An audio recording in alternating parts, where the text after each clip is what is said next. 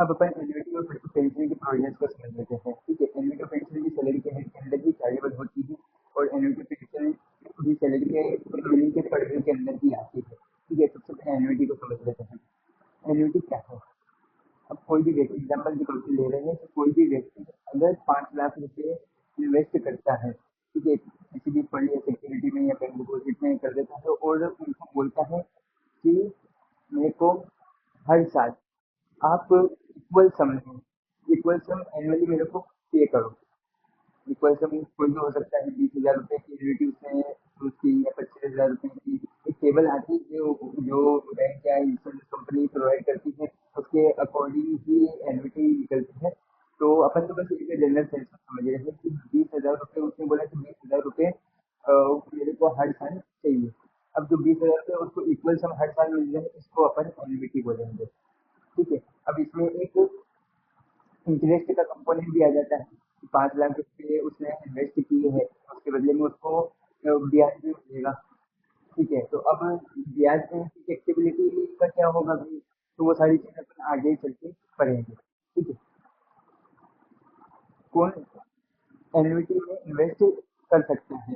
ठीक है, present employer, past employer employee के बिहाफ पे। ठीक है, present employer past employer employee के बिहाफ पे या फिर कोई अदर पर्सन एम्प्लॉय एम्प्लॉय के बिहाफ में किसी अन्य पर्सन के बिहाफ पे उसने कर दिया, एम्प्लॉयमेंट के रिलेशन में नहीं, किसी अन्य पर्सन के बिहाफ पे, जैसे माँ बाप अपने बच्चे के बिहाफ पे इन्वेस्टमेंट कर देते हैं कि इसको एन्युटी हर साल मिले। ठीक है, तो वो एम्प्लॉयमेंट का रिलेशन नहीं है, कोई अदर रिलेशन है। तो वो कोई अदर पर्सन किसी अदर पर्सन के बिहाफ पे एन्युटी में इन्वेस्ट कर सकता है। और उसके बाद एम्प्लॉय खुद यानी कि कोई अदर पर्सन खुद, अब मैं एम्प्लॉय नहीं लिखता, पर्सन पर्सनली अपने बिहाफ पे इन्वेस्टमेंट करता है जिसके बदले उसको एन्युटी मिलती है। ठीक है, तो अब इसकी टैक्सेबिलिटी समझ लेते हैं चारों चीजें इसमें। अब कोई एम्प्लॉयर कर रहा है, चाहे वो प्रेजेंट एम्प्लॉयर हो या पास्ट एम्प्लॉयर हो, वो सैलरी के हेड के अंदर ही चार्ज होगी। क्योंकि एम्प्लॉयर है वो एम्प्लॉय, क्योंकि मैं तेरे बिहाफ पे इन्वेस्टमेंट कर रहा हूँ ताकि तेरे को एन्युटी मिले। तो अब इसके मजे हो गए एम्प्लॉय के, मतलब कि इसकी एक्स्ट्रा इनकम हो गई, एक्स्ट्रा बेनिफिट मिला है और एम्प्लॉयमेंट के रिलेशनशिप से मिला है। तो ये सैलरी के हेड के अंदर चार्ज होगा। तो ये सैलरी के हेड के अंदर चार्ज होगा। अब डिफाइन कर लेते हैं कि इसको बोला क्या जाएगा। अगर प्रेजेंट एम्प्लॉयर इन्वेस्ट कर रहा है तो इसको सैलरी बोला जाएगा। ठीक है, लेकिन अगर पास्ट एम्प्लॉयर कर रहा है तो इसको profit in lieu of salary बोला जाएगा। ठीक है, बस ये एक डिस्क्रिप्शन के तौर पे दिया गया है कि ये करे तो सैलरी और ये पास एम्प्लॉय करे तो profit in lieu of salary, लेकिन दोनों सैलरी के हेड के अंदर भी चार्जेबल रहेंगे। ठीक है, अब कौन सा अमाउंट चार्जेबल रहेगा, तो जितना उसने इन्वेस्टमेंट किया है, जैसे मान लो 2.5 लाख का इन्वेस्टमेंट किया है, तो पूरा ढाई ढाई लाख एक ही साल में लेकिन इसमें चार्जेबल नहीं होगा। कौन सा अमाउंट चार्जेबल होगा कि जो उसको एन्युटी के तौर पे मिल रहा है। अब एन्युटी में इंटरेस्ट का कंपोनेंट दिया जाता है, वो टेबल में लिखा रहता है कि ये जो आपको 20,000 रुपए की एन्युटी मिली उसमें से कितना अमाउंट आपका इंटरेस्ट का कंपोनेंट है और कितना अमाउंट आपका अदर अमाउंट है। ठीक है, तो ये चीज वो टेबल में सब लोग को मालूम पड़ जाएगी, उसकी कैलकुलेशन में सबको दिमाग में रखना पड़ेगा। जो इन्वेस्टमेंट करने वाली पार्टी है वो वही अपने को इन्वेस्टमेंट लेने वाली पार्टी है वही अपने को बता देगी। ठीक है, तो अब दो अमाउंट रहते हैं, एक प्रिंसिपल अमाउंट और एक इंटरेस्ट अमाउंट एन्युटी के कंपोनेंट है। दोनों ही चार्जेबल रहेंगे अंडर सैलरी है, ये एम्प्लॉयर के केस में। ठीक है, पास्ट एम्प्लॉय या प्रेजेंट एम्प्लॉयर, दोनों ही अमाउंट सैलरी के हेड के अंदर चार्जेबल होगी। अब आ जाते हैं तीसरे केस में कि अगर कोई अदर पर्सन किसी अदर पर्सन के बिहाफ पे एन्युटी में इन्वेस्टमेंट कर रहा है, तो उसमें कौन सा अमाउंट टैक्सेबल रहेगा और कौन सी हेड के अंदर टैक्सेबल रहेगा। तो उसमें भी जो उसको एन्युटी मिली, यानी कि मान लो कि किसी अन्य व्यक्ति ने 3 लाख रुपए इन्वेस्टमेंट कर दी किसी अदर व्यक्ति के बिहाफ पे, तो 3 लाख रुपए पूरे के पूरे चार्जेबल इनकम टैक्स में एक ही बार में। जब उसको एन्युटी मिल रही है सामने वाले बंदे को, तब वो वाला अमाउंट इनकम टैक्स के अंदर चार्जेबल रहेगा। और ये भी सेम इसी की तरह amount plus interest, principal amount और फिर इंटरेस्ट का अमाउंट, इंटरेस्ट का कंपोनेंट है, दोनों। कौन से हेड के अंदर चार्जेबल रहेंगे, तो वो इनकम फ्रॉम अदर सोर्सेज के हेड के अंदर चार्जेबल रहेगा। ठीक है। अब आ जाते हैं पर्सनल। अगर कोई खुद से इन्वेस्टमेंट करे और उसके बदले में उसको एन्युटी मिलना शुरू हो जाए, तो वो किसके हेड के अंदर चार्जेबल रहेगा, तो वो भी इनकम फ्रॉम अदर सोर्सेज के हेड के अंदर चार्जेबल रहेगा, लेकिन इसमें प्रिंसिपल अमाउंट ही चार्जेबल नहीं रहेगा।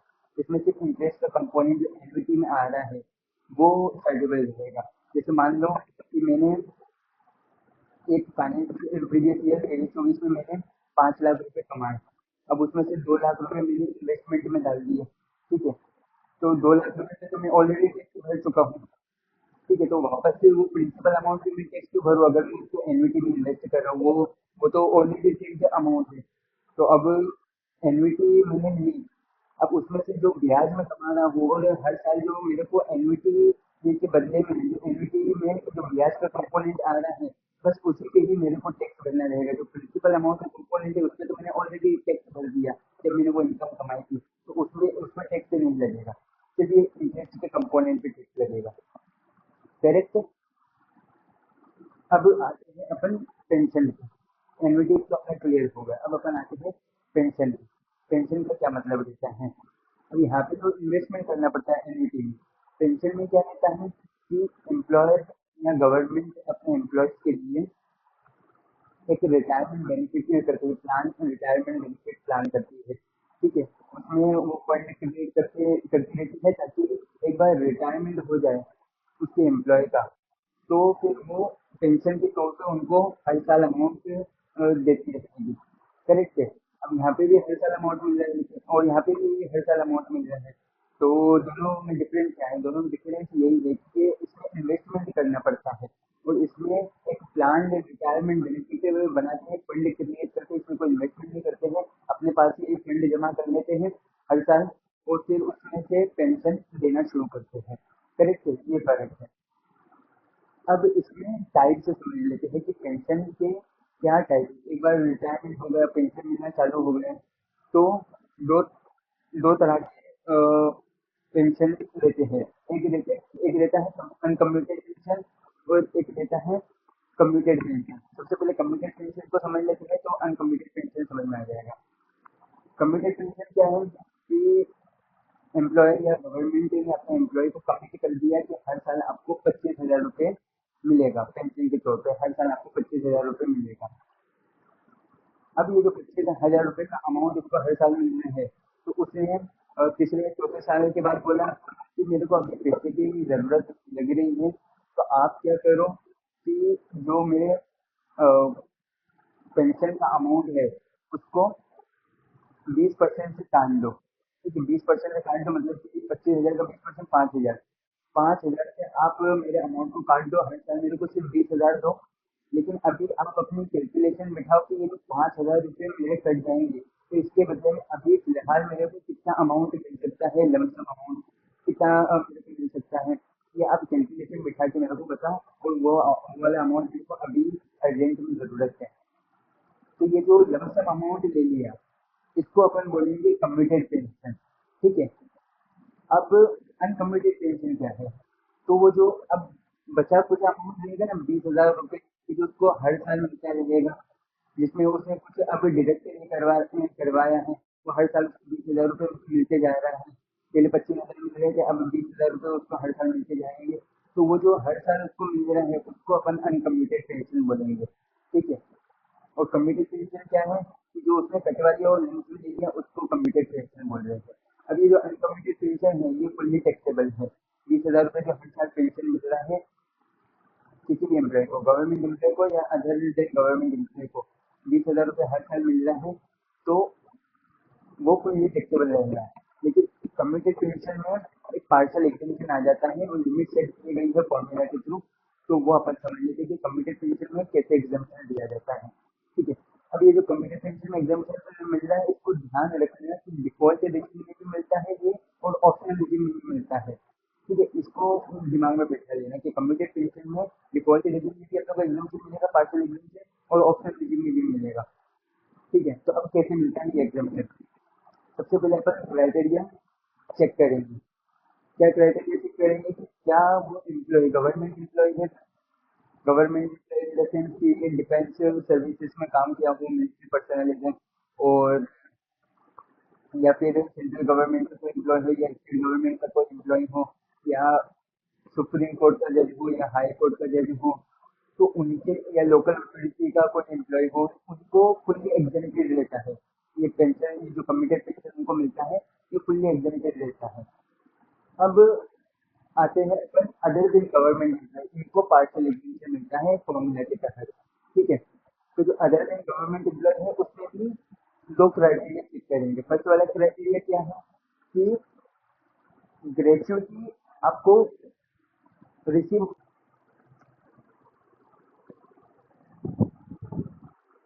अब अगर उस एम्प्लॉय को ग्रेचुइटी रिसीव हो जाती है तो उसको कम एग्जामेशन मिलेगा। ठीक है, लेकिन अगर ग्रेचुइटी रिसीव नहीं होती है तो उसको ज़्यादा एग्जामेशन मिलेगा फॉर्मूला के अकॉर्डिंग। ठीक है, यहाँ पे दे रखा है ग्रेचुइटी रिसीव हुई है तो उसको 1/3 of commission commuted pension receive divide by commuted percent into 100, मतलब जो अपन ने एग्जाम्पल दिया था 25,000 रुपये में से 20% कम्यूट करवा दिए तो वो जो 20% है तो 20 इधर आएगा। ठीक है, कम्यूटेड पेंशन रिसीव्ड, मान लो कि लाख रुपये उसने उसके बदले में लमसम अमाउंट ले लिया, तो लाख रुपये जो कम्यूटेड पेंशन रिसीव हुआ उसको हम लाख रुपये इधर लिखाएंगे। ठीक है, तो इधर से मैं कर देता हूँ,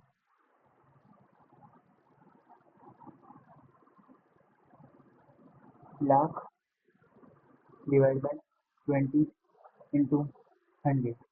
ठीक है, 5,000 इंटू 100, ये होता है 1668 इंटू 100, मतलब 1,01,67,000 के आसपास उसको एग्जामेशन मिल जाएगा। अब लाख रुपए का तो उसने लमसम अमाउंट लिया था और एग्जामेशन उसको मिल रहा है 1,67,000 का, तो जो लोअर है मतलब कि जितना उसको रिसीव हुआ उतना ही एग्जामिटेड होगा। तो मतलब लाख रुपए जो उसको कंप्यूटर पेज में रिसीव हुए वो पूरे के पूरे एग्जामिनेशन हो जाएगा। ठीक है, अब मान लो कि ये परसेंट ज़्यादा था,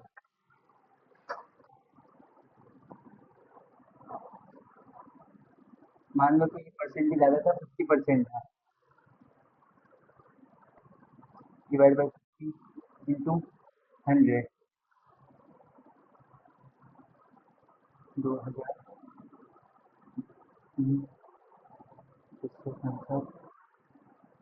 66,700। ठीक है, तो मतलब यहाँ पे अमाउंट क्या आ गया है 66,700, तो 66,700 66,700 तक की एग्जामेशन लिमिट इसमें निकली, तो 66,700 तक की उसको एग्जाम रहेगा।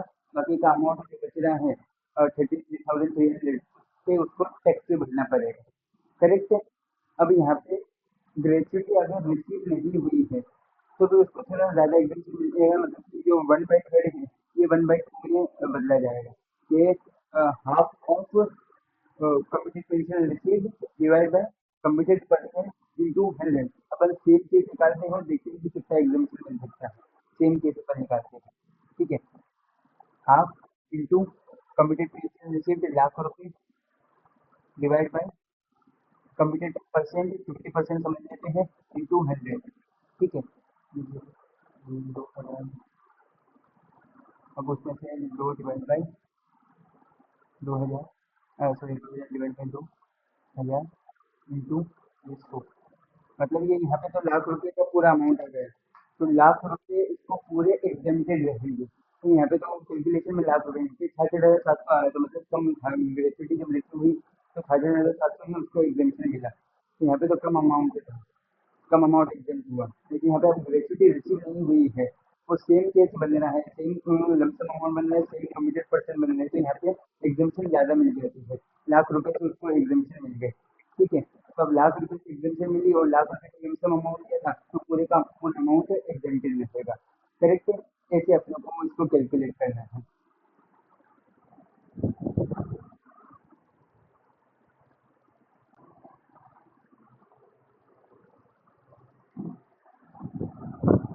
अब अपन आगे की और थोड़ी इंटरेस्टिंग प्रोविजंस को समझते हैं। एक चीज दे रखी है कि किसी सेंट्रल गवर्नमेंट या स्टेट गवर्नमेंट के एम्प्लॉय को अगर उसको गैलेंट्री अवार्ड रिसीव हुआ है, मतलब समझ लो परमवीर चक्र रिसीव हुआ है या महावीर चक्र रिसीव हुआ है या वीर चक्र रिसीव हुआ है, तो वो बंदा सेंट्रल गवर्नमेंट या स्टेट गवर्नमेंट का एम्प्लॉय था।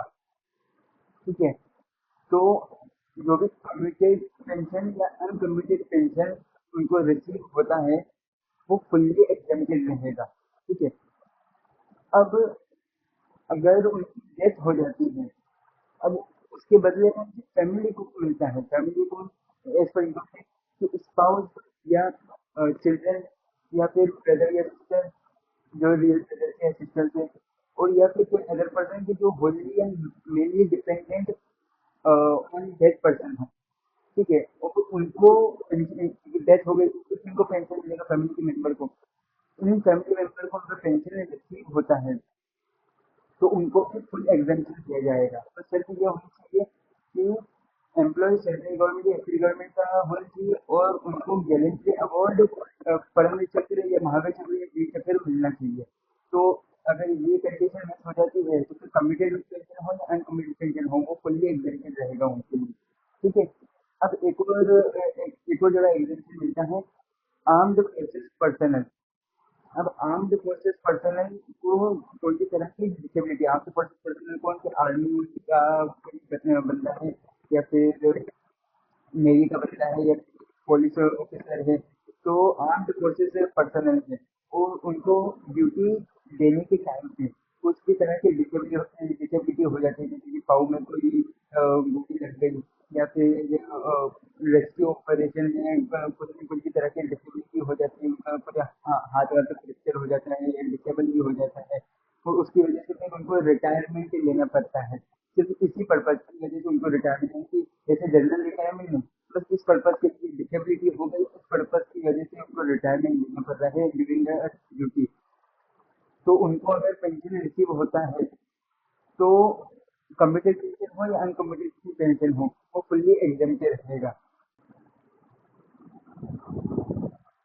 अब अपन ग्रेच्युटी के प्रोविजंस को समझ लेते हैं। ग्रेच्युटी भी सैलरी के हेड के अंदर ही शामिल होती है और सैलरी की मीटिंग के अंदर ही आती है।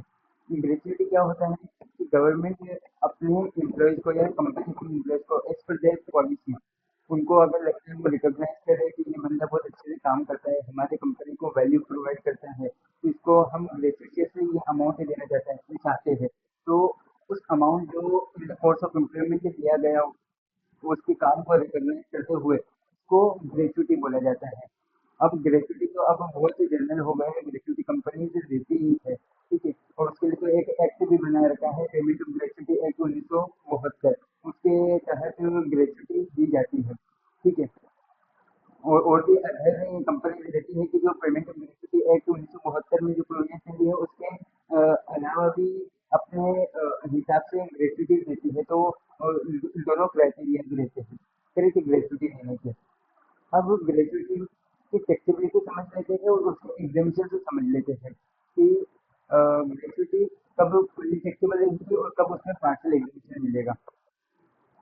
तो ग्रेच्युटी जब प्रेजेंट एम्प्लॉयर जिस तरह पर एम्प्लॉयमेंट में है, एम्प्लॉई एम्प्लॉयमेंट में है और उसको ग्रेच्युटी मिलती है ड्यूरिंग द सर्विस, अभी वो रिटायर नहीं हुआ है ना उसकी कोई डेथ हुई है, उसको ड्यूरिंग द सर्विस जो रेंडर कर रहा है और प्रेजेंट एम्प्लॉयर उसका, जब उसको ग्रेच्युटी मिलती है तो वो फुल्ली टैक्सेबल रहेगी क्योंकि उस पर कोई भी तरह का एग्जीबिशन नहीं मिलेगा।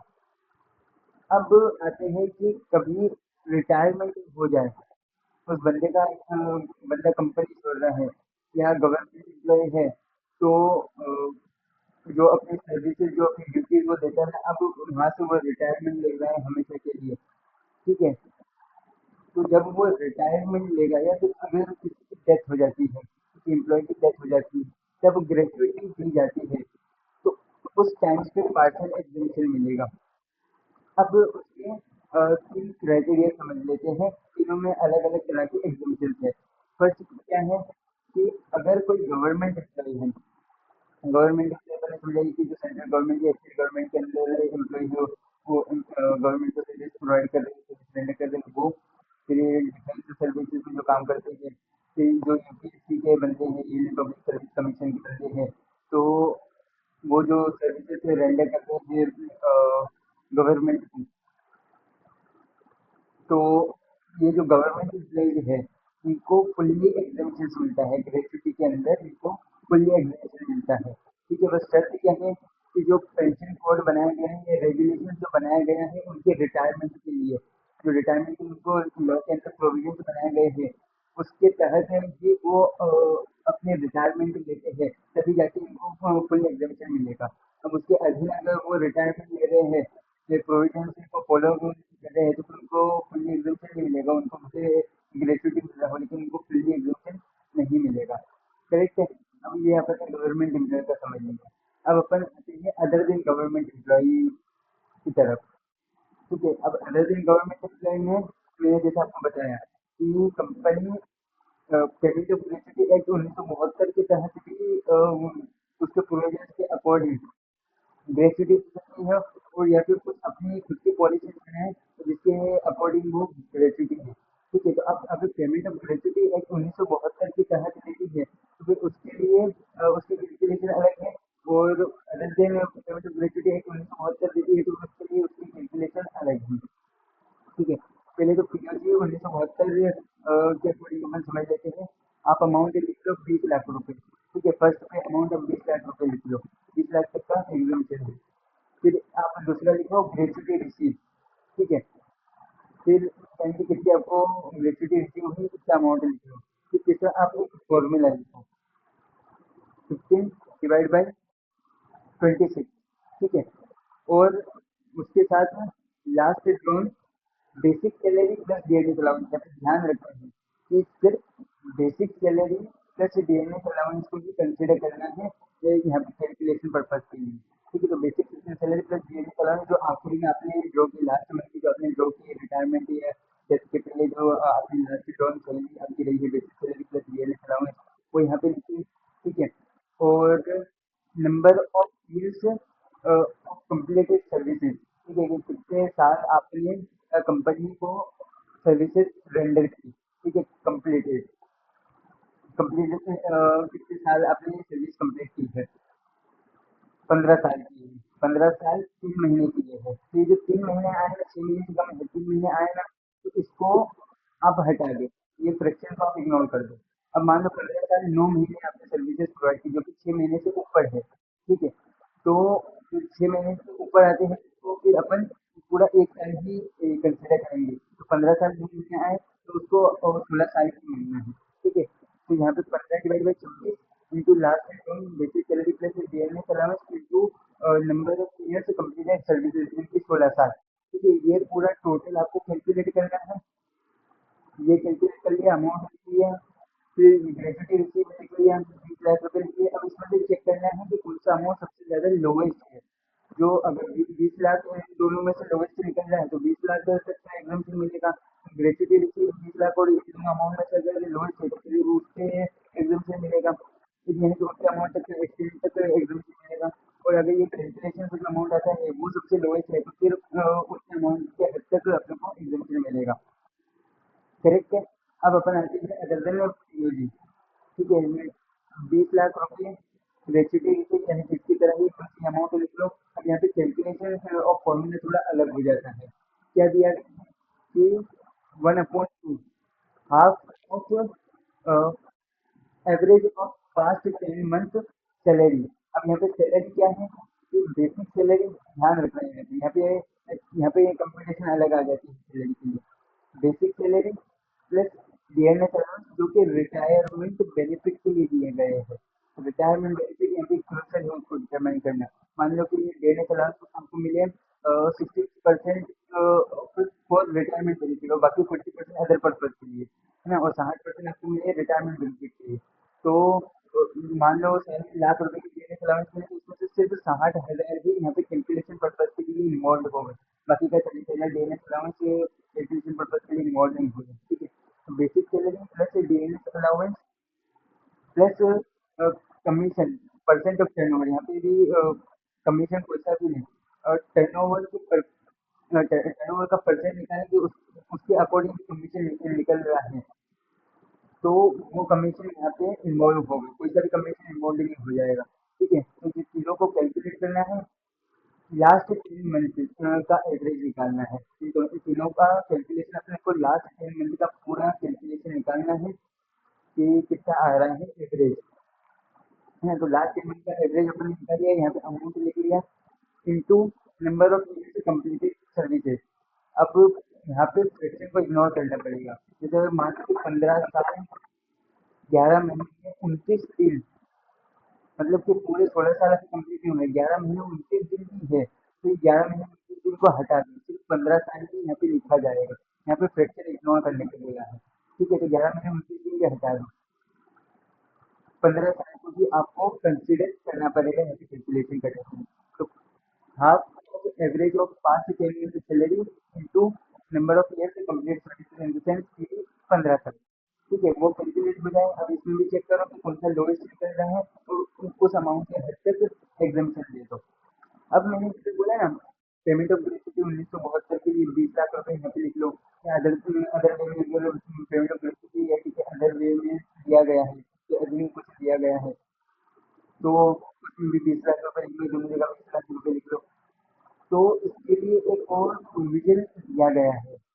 क्या क्या प्रोविजन है कि अगर पांच एम्प्लॉयर से अपने को ग्रेच्युटी मिली है रिटायरमेंट के टाइम पे, ठीक है, 5 एम्प्लॉयर से अगर अपने को कोई भी तरह की ग्रेच्युटी मिली है और रिटायरमेंट के टाइम पे, और वहाँ पे अपन ने एग्जामेशन अवेल की है, मान लो कि 10 लाख रुपए का पिछली बार अपन एग्जामेशन ऑलरेडी अवेल कर चुके हैं, 5 एम्प्लॉयर ने अपने को ग्रेच्युटी दी थी और वहाँ पे अपन ने 10 लाख का एग्जामेशन अवेल कर चुके थे।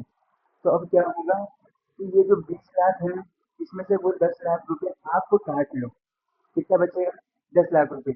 अब यहाँ पे 10 लाख रुपए लिखा आएगा, क्योंकि वो 10 लाख है तो पहले ही आप एग्जीबिशन अवेल कर चुके हो। तो अब जो बाकी का जो 10 लाख रुपए बचा है, बस उस हद तक आपको एग्जीबिशन मिलेगा। अब मान लो कि इस बार के आपको आपने 10 लाख रुपए का एग्जीबिशन अवेल किया सेकेंड टाइम में, ठीक है, तो अब ये 10 लाख रुपए तीसरी बार जब आपने ग्रेच्युटी के एग्जामेशन कैलकुलेट करने बैठोगे ना, तीसरी बार में वो 10 लाख रुपए भी माइनस हो जाएंगे। अब बचा आपके पास से शून्य, यहाँ पे लिखने को आपके पास बचा है शून्य। ठीक है, अब शून्य ही सबसे ज्यादा लोएस्ट है, तो फिर ग्रेच्युटी पर एग्जीबिशन मिलना बंद हो जाएगा उस ईयर के बाद, जब ये अमाउंट यहाँ पे जीरो हो जाता है। करेक्ट, ये बात ध्यान में रखिएगा।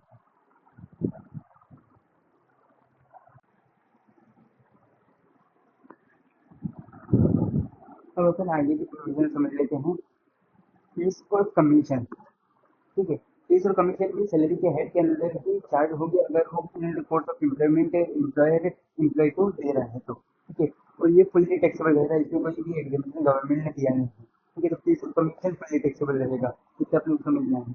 अब एडवांस ऑफ सैलरी, ये चार्जेबिलिटी के सेक्शन में अपन ने समझ लिया था कि कोई भी इसमें एडवांस सैलरी लेता है तो फिर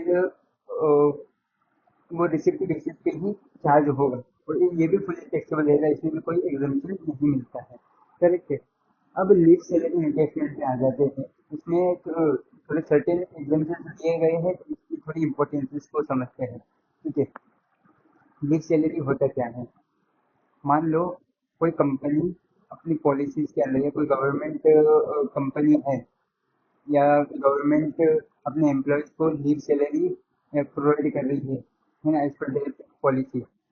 तो अब मान लो कि कोई कंपनी अपने एम्प्लॉय को 45 दिन की लीव सैलरी देता है पर ईयर, कि 45 दिन तक की आप छुट्टी कर सकते हो और हम आपके पैसे नहीं काटेंगे। ठीक है, 45 दिन तक की आपकी छुट्टी अलाउड है और हम उसका पैसा नहीं काटेंगे। अब क्या होता है कि कोई एम्प्लॉय डेडिकेटेड है, वो मतलब छुट्टी नहीं लेता या बहुत कम छुट्टी लेता है, तो उसने पूरे 45 दिन को अवेल नहीं किया। उसने मान लो कि अर्जेंसी के टाइम पे या इमरजेंसी के टाइम पे ही छुट्टी ली, या फिर कभी घूमने चले गए रेयर केस में तभी छुट्टी ली, और बाकी के टाइम उसने छुट्टी नहीं ली है, तो पूरे 45 दिन उसने अवेल नहीं। तो अब अगर कंपनी की पॉलिसी बोलती है कि जितनी आपने लीव अवेल नहीं की है, जितनी आपकी अनअवेल लीव बच रही है, उसको हम ट्रांसफर कर देंगे अगले साल में। ठीक है। तो अब अगले साल में ट्रांसफर हो जाएगी, जैसे मान लो कि 20 दिन की उसने लीव अवेल की इस साल में, वो 25 दिन की नहीं की। अब 25 दिन कंपनी की पॉलिसी बोली कि हाँ ठीक है, ये 25 दिन हम, ये कुछ कंपनी होती है कि ये 25 दिन को भी इसी साल में लैप्स कर देगी, मतलब लैप्स कर देगी इन सेंस की खत्म कर देगी कि भाई बस इतना ही था, इस साल आपने नहीं ली तो ये साल ही खत्म हो जाएगी, अगले साल में हम ट्रांसफर नहीं करेंगे। लेकिन कुछ कंपनी दयालु रहती है जो बोलती है कि ठीक है हम अगले साल इसको ट्रांसफर कर रहे हैं। तो अगले साल जो ट्रांसफर किया तो अब अगले साल में 45 दिन तो जो मिलने थे वो मिलेंगे ही, 25 दिन एडिशनल मिलेंगे जो पिछले साल के चले आ रहे हैं। ठीक है, ये कैरी फॉरवर्ड हो गया। तो ऐसे करके अब ये बंदे ने 5 साल तक निकाले कंपनी में, और 45 × 5 कितने हो जाते हैं, 225 दिन की लीव इसको अवेल हो जाती है। लेकिन इस बंदे ने 120 दिन की ही लीव अवेल की, 105 दिन ये लीव अवेल नहीं की और कैरी फॉरवर्ड करते ही आया इसको। अब अपन प्रोविजंस पे आ जाते हैं। ठीक है, एक एक करके एग्जाम्पल, ये पूरा एग्जाम्पल कंप्लीट करते करते अपन ये सारी चीजें अपन समझ लेंगे। ठीक है, ये 105 दिन का इसने बोला during the service he was rendering, इसने बोला कि ये 105 दिन का जो जितना भी पैसा हो रहा है पर डे के हिसाब से, तो कंपनी की पॉलिसी में लिखा होगा कि इसको पर डे का कितना मिलेगा। ठीक है, तो पर डे के हिसाब से 105 दिन का जितना भी पैसा हो रहा है तो उतना पैसा मेरे को दे दो। तो अब कंपनी बोलती है हाँ कि ठीक है, 105 दिन का आपने अनअवेल लीव रही आपकी 5 साल से, तो उसका पैसा आप ले लो, और उसको 105 दिन का पैसा मिल गया। अब during the service he was rendering और उसको ये पैसा मिला।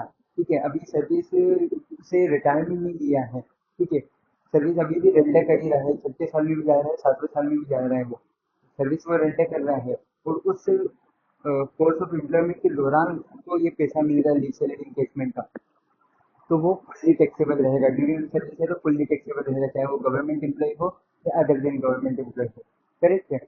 अब आते हैं अपन रिटायरमेंट केस में या सुपर एनिवर्सरी के केस में। क्या होता है कि 105 दिन 5 साल से चला आ रहा है कैरी फॉरवर्ड अमाउंट, है ना। अब रिटायरमेंट ले रहा है वो कि इस कंपनी से रिटायरमेंट ले रहा है, इस पर्टिकुलर कंपनी से रिटायरमेंट ले रहा है, या सुपर एनिवेशन कि करियर से भी रिटायरमेंट ले रहा है। अब वो एम्प्लॉयमेंट ही नहीं करेगा, वो अपना कोई धंधा चलाएगा या कुछ भी चलाएगा, लेकिन एम्प्लॉयमेंट नहीं करेगा। ठीक है, तो सुपर एनुएशन के टाइम पे या रिटायरमेंट के टाइम पे, कंपनी से रिटायरमेंट के टाइम पे, अब वो बोलता है कंपनी को कि जो 105 दिन का बच रहा है अनअवेलेबल लीव, उसका पैसा मेरे को दो। तो उसमें पार्शियल एग्जामिशन मिलते हैं। 4 क्राइटेरिया दे रखे हैं, उसके अकॉर्डिंग जो भी लोवेस्ट अमाउंट निकलेगा उसके हद तक एग्जामिशन मिलेगा। करेक्ट है। तो अब अपन एक एक करके समझ लेते हैं कि 105 दिन के अनअवेलेबल लीव का उसको कंपनी के पॉलिसी के एज पर कंपनी पॉलिसी उसको पैसा मिल गया, leave salary cash cash receive. ठीक है, सबसे पहले तो लिखो आप 25 लाख रुपए की, 25 लाख तक की एग्जामिशन लिमिट है, गवर्नमेंट अपने को दे रही है, 25 लाख निकली है। अब लिखो लीव सैलरी रिसीव, देखिए किस लीव सैलरी आपको रिसीव हुई, एम्प्लॉय को कितनी लीव सैलरी रिसीव हुई। ठीक है, ये दो चीज लिख दी। अब लिखो थर्ड पे cash equivalent of unavailed leave. ठीक है, ये जितने दिन अनअवेलेबल, यहाँ पे इस केस में कितना आ रहा है, 105 दिन। अब यहाँ पे कैलकुलेशन के टाइम पे एक चीज ध्यान रखना कि प्रोविजन ऑफ इनकम टैक्स क्या बोलता है और कंपनी की पॉलिसी क्या बोलती है। कंपनी की पॉलिसी बोल रही है कि 45 दिन के हम पर ईयर लीव अवेल करवा रहे हैं एम्प्लॉय को, कि 45 दिन तक वो लीव आएंगे तो हम पे सैलरी दे देंगे। लेकिन सरकार क्या बोल रही है कि कैलकुलेशन पर्पस के लिए सिर्फ हम 30 दिन तक का ही अलाउ कर सकते हैं। अब कंपनी भले 45 दिन के लिए सैलरी दे रही हो, 125 दिन की दे रही हो, हम 30 दिन तक का ही देंगे। या फिर कंपनी अगर 15 दिन का दी है तो फिर वो 15 दिन एप्लीकेबल रहेगा, ये बात भी याद रखना। सॉरी, कुछ इशू आ गया था।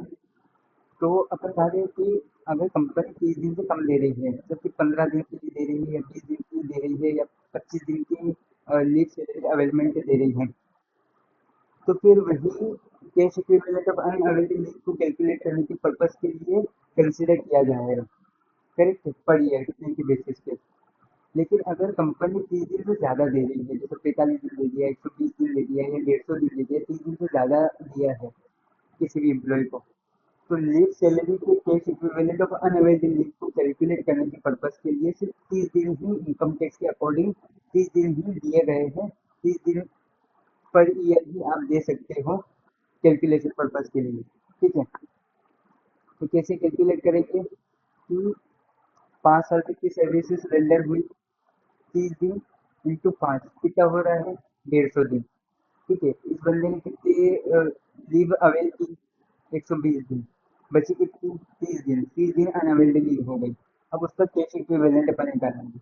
अब इसका कैश इक्विवेलेंट कैसे कैलकुलेट करेंगे कि पहले तो कंपनी की लास्ट 10 मंथ, सॉरी कंपनी बोल रहा हूँ, एम्प्लॉय की लास्ट 10 मंथ सैलरी को का एवरेज निकाल लो। ठीक है, लास्ट 10 मंथ की सैलरी का एवरेज निकाल लिया आपने। अब जितने अनअवेल्ड लीव है, जितनी अनअवेल्ड लीव है उसको डिवाइड बाय 30 करो, इंटू ये जितनी एवरेज ऑफ लास्ट 10 मंथ की सैलरी निकली उससे मल्टीप्लाई कर दो। अब ये जो सैलरी है, यहाँ पे सैलरी किसको कंसिडर किया जाएगा, basic salary plus dearness allowance की जो रिटायरमेंट बेनिफिट के लिए मिले, और कमीशन परसेंट की जो टर्नओवर का पार्ट है, टर्नओवर के बेसिस पे परसेंट निकाला गया और कमीशन दिया गया। करेक्ट है, इन तीनों को कैलकुलेट किया, इन तीनों को कैलकुलेट किया, फिर उसको ये अनअवेल्ड डिवाइड बाय 30 से मल्टीप्लाई कर दिया। करेक्ट है, तो अब cash equivalent of unavailed leave निकल गया आपका। यहाँ पे अमाउंट लिख दिया आपने। ठीक है, ये तीनों अमाउंट लिखा गया है। अब एक लास्ट में एक और अमाउंट अपने को लिखना है कि लास्ट 10 मंथ की सैलरी। ठीक है, लास्ट 10 मंथ की सैलरी कैलकुलेट करना है पूरी की पूरी, नहीं तो उसका कोई एवरेज नहीं निकालना है। पूरी की पूरी लास्ट 10 महीने की सैलरी अपने को कैलकुलेट करना है, प्लस करना है कि लास्ट 10 महीने में ये सैलरी कितनी है। यहाँ पे सैलरी का पर्पज कितना बना है, basic salary plus DNS allowance जो रिटायरमेंट बेनिफिट के लिए उनके पर्पज के लिए है, और कमीशन परसेंट ऑफ टर्नओवर। ठीक है, तो तीनों को प्लस करना है और ये अमाउंट यहाँ पे लिख देना है। अब ये चारों अमाउंट में से जो लोवेस्ट रहेगा उस अमाउंट पर एग्जीबिशन, उस अमाउंट के हद तक एग्जीबिशन दिया जाएगा। करेक्ट है, जब लोगों को क्लैरिटी मिल गई। अब यहाँ पे भी एक ग्रेचुटी की तरह यहाँ पे भी एक और चीज आती है, ये जो 25 लाख रुपए लिखे हुए हैं ना, अब हो सकता है कि प्रीवियस किसी एम्प्लॉय के साथ उसने सैलरी इंक्रीजमेंट लिया हो और वहाँ पे एक्सटेंशन से अवेल किया हो, तो क्या होगा कि ये 25 लाख में से वो पास्ट एक्सपेंसेस जो अवेल किया उसको माइनस किया जाएगा, फिर वो अमाउंट यहाँ पे लिखा जाएगा। जैसे करते हैं कि हर साल देखा जाएगा, हर बार देखा जाएगा, जब भी रिटायरमेंट और सुपर एनुएशन के टाइम पे अपन एग्जामेशंस निकालने बैठेंगे तो उस टाइम पे देखा जाएगा कि पास्ट में कभी लीग सैलरी पे एग्जामेशन लिया है, वो लिया है तो कितना लिया है, और उस अमाउंट को 25 लाख में से माइनस कर देंगे, फिर जो अमाउंट बचा फिर उसमें से माइनस कर देंगे, फिर जो अमाउंट बचा फिर उसमें से माइनस कर देंगे। ऐसे करके एक टाइम ऐसा आएगा तो ये अमाउंट जीरो हो जाएगा। ठीक है, तो जब जीरो हो जाएगा तो सबसे लोवेस्ट तो यही रहेगा, तो एग्जामेशन मिलना बंद हो जाएगा। करेक्ट है।